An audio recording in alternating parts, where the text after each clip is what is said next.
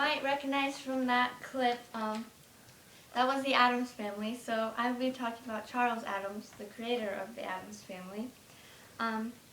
So most people really don't know that much about him. He was kind of a quiet, secretive, weird soul that not many people knew about. He was born, actually there are three things that I'm going to talk about: his life, career, and his odd mind.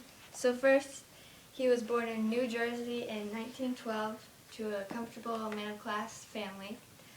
He had a really good life. His parents loved him a lot. They supported him a lot. He found a lot of his ideas through the scandals that happened around with his neighbors. He first discovered his passion for art when he broke into a home and drew skeletons all over the house. He was arrested, but this really opened his eyes, and he realized his passion was for art and drawing. So his family moved around quite a bit before they finally settled into a house on Elm Street, which is actually where the Addams family lived. So that's where he got a lot of his inspiration, was from where he lived and his family. He based a lot of the details off of his own life. Charles Addams really led a normal life on the outside, but he was pretty abnormal on the inside. He didn't know how to express his feelings. He was kind of devilish and weird like that. His career, I have a few cartoons that I'm going to show the audience. There are a few that have to do with the Addams Family. This one is the first he had ever drawn. This one is not about the Addams Family, but it's pretty weird as well. This one is about a Greek myth. This one is actually the clip that I just showed about the movie where they're pouring a cauldron of boiling oil on the Christmas carolers. And this one is the family admiring the awful weather outside because they really liked things that were abnormal and kind of terrifying. So you can look at these.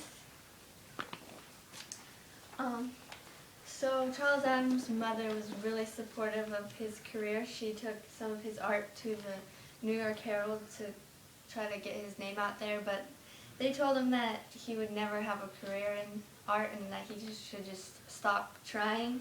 But that couldn't be farther from the truth. He did not like going to classes, so he skipped school a lot.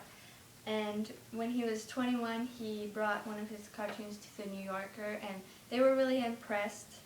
So later when he came back, they offered him more opportunities to draw in there.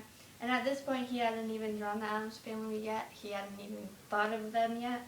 He hadn't thought of them until 1938 when the first cartoon was showed, which was the one with the vacuum cleaner.